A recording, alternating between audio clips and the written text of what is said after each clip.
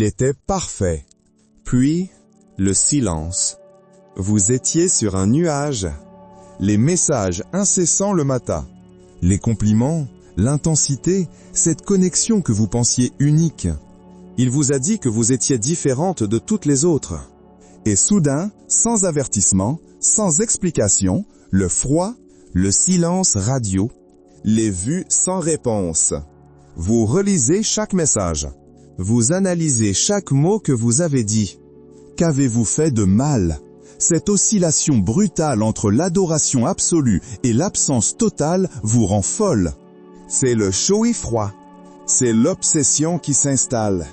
Mais si je vous disais que ce comportement n'a presque rien à voir avec vous, et tout à voir avec une projection psychologique complexe. Dans cette vidéo, nous allons parcourir un voyage en 4 chapitres. D'abord, nous allons comprendre le problème, nous allons mettre un nom sur cette douleur. Ensuite, nous décoderons la psychologie qui le sous-tend. Nous plongerons au cœur de la théorie de Carl Jung pour comprendre l'anima. Puis, nous verrons le message que l'univers vous envoie à travers cet homme. Et à la fin de la vidéo, je vous fournirai la grande récompense, 3 exercices précis pour guérir l'anxiété du froid et 2 scripts de communication pour reprendre votre pouvoir. Restez avec moi. Ce n'est pas une histoire de séduction. C'est le début de votre transformation. Permettez-moi de vous présenter Maman. Manon est une femme brillante, empathique, elle a réussi sa carrière. Elle a ses amis, elle a ses passions.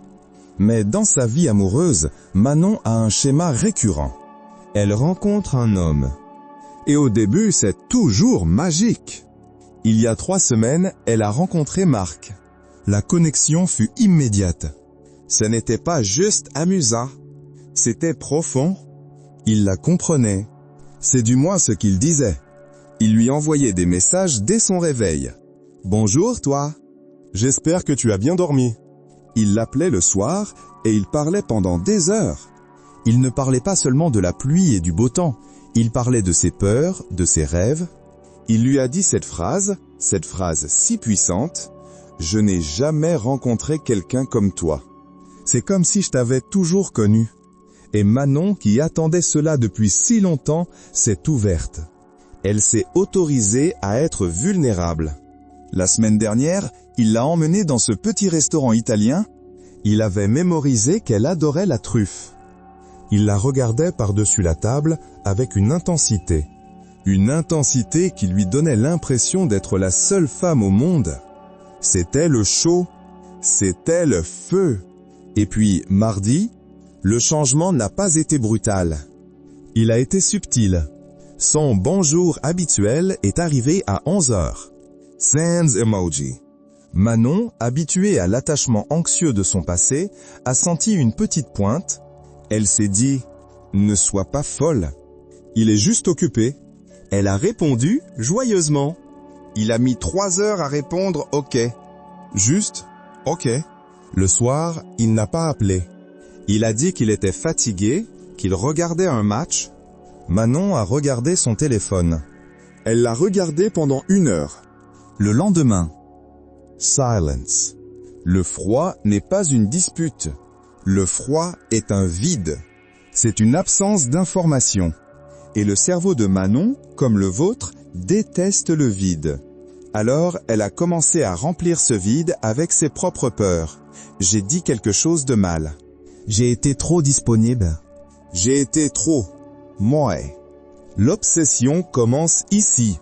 Elle a relu les anciens messages, ceux d'il y a 1 semaine. Elle les a comparés aux messages d'hier. Elle a vérifié son statut en ligne. Elle a regardé s'il avait posté une story. Elle ne vit plus dans le présent. Elle vit dans son téléphone, attendant un signe de validation de sa part. Elle ne se reconnaît plus. La femme brillante et confiante de la semaine dernière est devenue une boule d'anxiété, incapable de se concentrer au travail. C'est ça, le chaud et froid.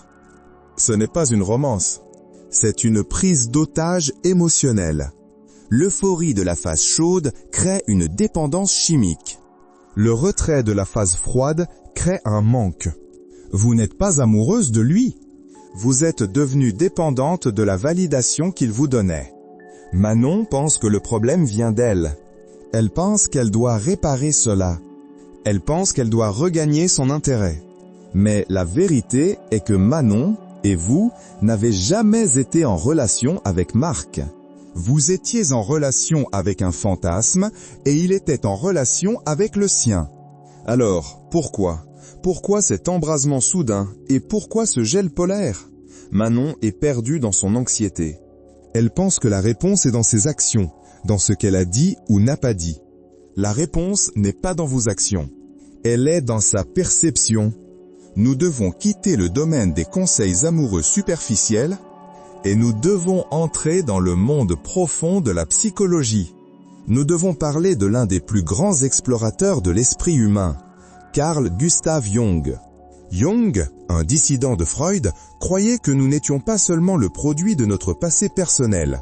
Il croyait que nous étions connectés à quelque chose de plus vaste, l'inconscient collectif. Et dans cet inconscient, il a des archétypes, des modèles universels. Le héros, le sage, l'ombre et deux archétypes cruciaux pour notre sujet, l'anima et l'animus. Voici la clé. Jung postule que chaque homme porte en lui une image intérieure inconsciente du féminin. Ce n'est pas une femme réelle, c'est l'essence de la femme. Il appelle cela l'anima. C'est sa muse, sa déesse, sa connexion à sa propre âme, son idéal. De la même manière, chaque femme porte en elle une image intérieure du masculin. L'animos. Maintenant, que se passe-t-il lorsque Marc rencontre Manon? S'il est un homme immature sur le plan psychologique, s'il n'a pas fait le travail intérieur pour comprendre sa propre anima, il ne rencontre pas Manon. Il ne voit pas Manon. Il projette son anima sur elle. Elle devient l'écran sur lequel il projette son propre film intérieur. C'est le décodage de la phase chaude. Cette intensité que vous avez ressentie, ce n'était pas l'intensité de votre connexion. C'était l'intensité de sa découverte. Il était en train de tomber amoureux, non pas de vous, mais de son propre idéal féminin qu'il croyait enfin avoir trouvé dans le monde réel. C'est pour cela qu'il vous a dit « Tu es différente ». C'est pour cela qu'il a dit « Je n'ai jamais ressenti ça ». Bien sûr qu'il ne l'a jamais ressenti. Il est en présence de sa déesse intérieure. Il est électrisé. Et vous, Manon, vous avez participé à cela? C'est le moment d'être honnête. Dans ces premiers jours, vous avez aussi joué un rôle. Jung appelle cela la persona, le masque social. Le masque que nous portons pour être aimable, pour être accepté, pour être désiré. Vous étiez la version parfaite de vous-même. Comprehensive, mystérieuse, needy, facile à vivre.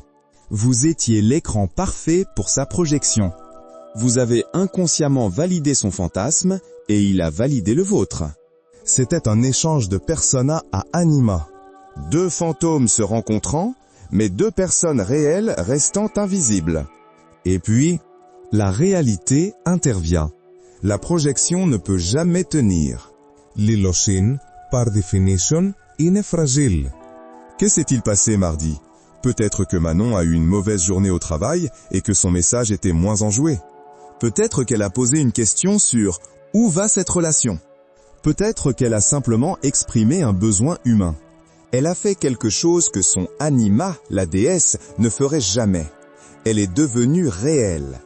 Et à l'instant où la vraie Manon est apparue, l'écran s'est fissuré. La projection s'est brisée. Et c'est le début de la phase froide. L'homme immature psychologiquement réagit de deux façons. La déception. Il se sent trahi. Il pense que vous l'avez trompé. Il pense, elle n'est pas celle que je croyais. Il ne réalise pas qu'il est déçu par son propre fantasme, pas par vous. Il se retire pour punir cette femme réelle d'avoir tué sa déesse. 2. La peur. C'est la psychologie masculine de l'instinct du chasseur. La phase chaude était la poursuite de son idéal. Maintenant que l'idéal est brisé, il ne voit qu'une femme réelle, avec des besoins réels. Et pour l'homme qui n'a pas mûri, une femme réelle, avec des besoins réels, active sa plus grande peur, la peur d'être contrôlée, la peur de l'ennui, la peur de l'engagement. Son silence n'est pas dirigé contre vous. Son silence est sa fuite. Il fuit sa propre déception et sa propre peur d'être inadéquat face à la réalité. Il n'est pas un méchant. Il est, le plus souvent, un inconscient. Il est piégé dans un cycle. Il est un chasseur d'anima. Il partira. Il trouvera un nouvel écran vierge. Et il recommencera la phase chaude avec une autre. Pendant que Manon reste là, à fixer son téléphone, se demandant ce qu'elle a fait de mal, et c'est là que nous devons interagir. Prenez une feuille et un stylo. C'est le moment de la masterclass. Mettez cette vidéo en pause si nécessaire. Je veux que vous écriviez les 3 choses que Marc ou l'homme dans votre vie a dit qui vous semblaient trop belles pour être vraies au début. Exemple, je n'ai jamais ressenti ça. T'es la femme parfaite. Vous les avez? Bien. Ce sont les traces de la projection. Ce ne sont pas des compliments sur vous. Ce sont des descriptions de son anima. Vous n'étiez que le miroir. Le comprendre est libérateur. Cela signifie que son retrait n'invalide pas votre valeur. Son retrait confirme simplement que vous êtes devenu réel. Et sa fuite signifie qu'il n'était pas prêt pour le réel. Vous comprenez maintenant le lui. Vous comprenez sa psychologie. Vous comprenez son anima. Mais la vraie question, la plus importante, pourquoi cela vous arrive-t-il à vous? Pourquoi attirez-vous, Manon, ce type exact de projection? Pourquoi êtes-vous l'écran parfait pour ce film? La réponse n'est plus dans la psychologie de Jung. La réponse est dans l'univers. Respirez profondément. Je veux que vous changiez d'espace mental avec moi. Nous avons été dans le mental, dans l'analyse psychologique. C'était bruyant, complexe. Maintenant, nous allons entrer dans l'espace du cœur. Dans le silence, la psychologie de Jung nous a donné la carte de son monde intérieur. L'anima, la projection, la peur. Mais la spiritualité, elle, nous donne la carte de votre univers. Et la première loi de cet univers est simple. Rien n'arrive par hasard. Cet homme, c'est son intensité chaude et son silence froid. Il n'est pas une punition. Il n'est pas une coïncidence. Il est un test de l'univers. Il est un effet miroir très précis, envoyé pour vous révéler une partie de vous-même que vous avez refusé de voir. Qu'est-ce qu'un test de l'univers? Ce n'est pas un examen que vous pouvez réussir ou échouer. C'est une situation qui se répète, encore et encore, jusqu'à ce que vous appreniez la leçon qu'elle contient. Tant que la leçon n'est pas apprise, l'univers vous enverra le même professeur, mais dans un costume différent. Est-ce que ce schéma du chaud et froid vous semble familier? L'avez-vous déjà vécu avant, Marc? C'est la confirmation. C'est votre test. Mais quel est le test exactement? Revenons à la section 3. Il projetait son anima, son idéal féminin. Et vous portiez votre persona, votre masque? Le test de l'univers est le suivant. Pourquoi votre persona, votre masque, correspond-il si parfaitement à son anima, son fantasme? Vous avez attiré cet homme, non pas malgré sa psychologie, mais à cause d'elle. L'univers fonctionne sur des fréquences vibratoires. Sa projection vibrait sur une fréquence d'illusion. Et votre persona, votre désir d'être l'idéal, la femme parfaite, facile, qui ne fait pas de vagues, vibrait à la même fréquence. Le fantasme a attiré le fantasme. Le vide a attiré le vide. C'est l'effet miroir. Vous n'avez pas attiré cet homme parce que vous êtes Manon. Vous l'avez attiré parce que vous jouiez le rôle de la femme parfaite. Vous avez caché toutes les parties de vous qui ne correspondaient pas à cet idéal. Vous avez caché votre anxiété, vos besoins, vos peurs, vos doutes. Vous avez caché ce que Jung appelle l'ombre. L'ombre n'est pas mauvaise. L'ombre, c'est simplement tout ce que vous avez réprimé pour être aimé. Votre besoin d'être rassuré est dans l'ombre. Votre colère d'être ignoré est dans l'ombre. Votre peur d'être abandonné est le cœur de votre ombre. Et voici la leçon spirituelle. L'univers vous envoie des hommes projecteurs d'anima pour vous forcer à arrêter de jouer la persona et à enfin intégrer votre ombre. Regardez ce qui se passe. Quand il est chaud, il valide votre masque. Il vous dit « Tu es parfaite ». Vous vous sentez bien? Quand il est froid, il fait remonter toute votre ombre à la surface. L'anxiété, l'obsession, La panique. Cet homme est un catalyseur divin pour votre propre guérison. Sa phase froide est, paradoxalement, un cadeau. C'est un projecteur braqué sur les parties de vous que vous devez guérir. Manon est obsédée par lui. Elle veut qu'il revienne. Mais l'univers lui dit « Non ». Ne regarde pas lui. Regarde-toi. Regarde cette anxiété qu'il provoque. C'est ton enfant intérieur qui a peur d'être abandonné. L'obsession pour lui est une fuite. C'est une distraction pour ne pas faire le travail le plus important. Guérir votre ombre.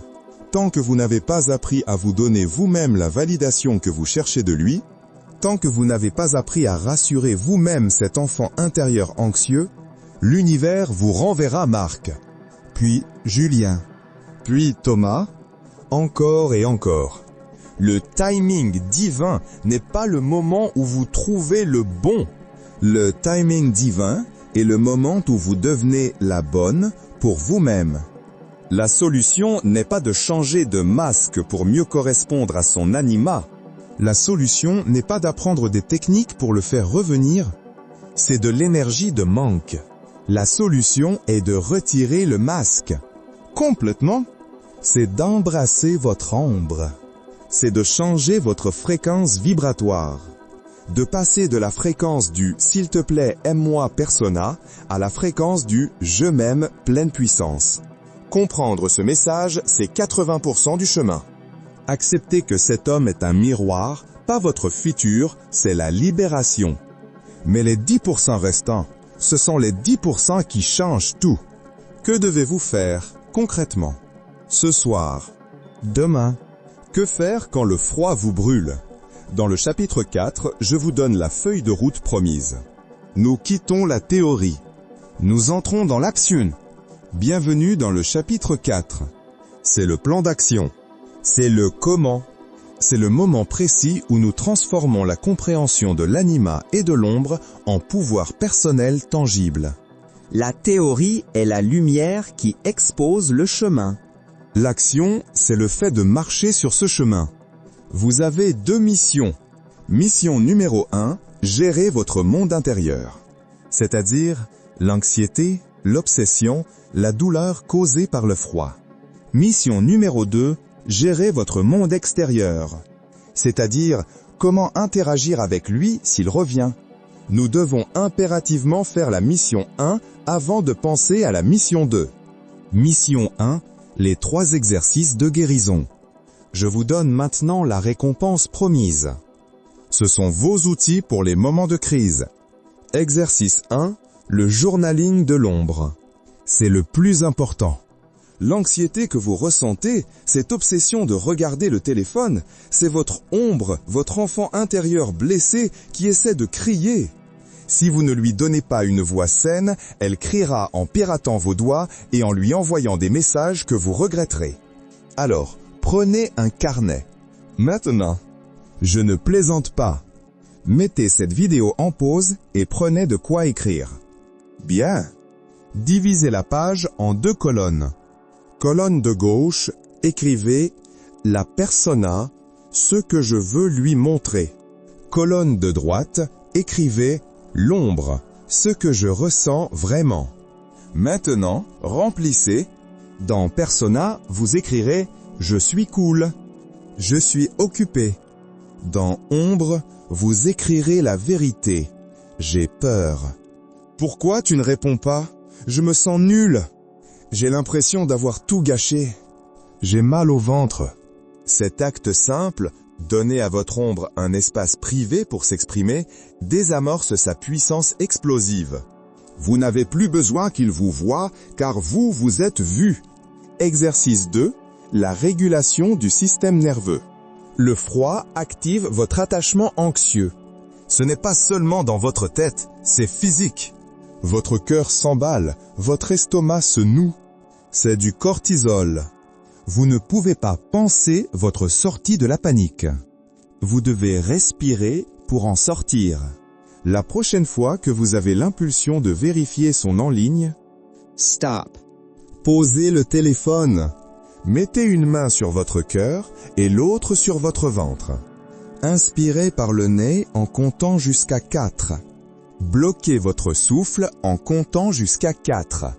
Expirez lentement par la bouche en comptant jusqu'à 6. Faites cela 10 fois. Vous venez d'envoyer un signal biochimique à votre cerveau via le nerf vague que vous n'êtes pas en danger de mort. Car l'abandon, pour votre ombre, ressemble à la mort. C'est vous qui reprenez le contrôle de votre corps. Exercice 3. L'ancrage dans le réel. Son silence vous aspire dans un vortex. Votre monde se réduit à cet écran de 6 pouces. Nous devons briser cette transe hypnotique immédiatement. C'est un exercice de gestalt, de retour au présent. Levez-vous. Allez dans votre cuisine. Prenez un glaçon dans votre main. Serrez-le. Sentez le froid intense, la douleur, l'eau qui coule. Sentez vos pieds sur le sol. Nommez à voix haute 5 choses que vous pouvez voir. 4 choses que vous pouvez toucher. 3 que vous entendez. Cela force votre cerveau à quitter le futur anxieux, quand va-t-il répondre, et le passé, qu'ai-je fait de mal, et vous ramène à la seule chose qui existe, l'instant présent. Dans l'instant présent, vous êtes en sécurité. Mission 2, les 2 scripts de pleine puissance. Maintenant que vous avez calmé votre monde intérieur, parlons de l'interaction. Parce que Marc va probablement refaire surface, c'est ce qu'ils font. Après 4 jours de silence, il enverra un « Hey, toi » à 22h. Il s'attend à ce que la persona à l'écran soit là, prête à reprendre le film où il l'a laissé. Votre ombre veut lui crier dessus. Votre persona veut dire « Hey, ça va ?»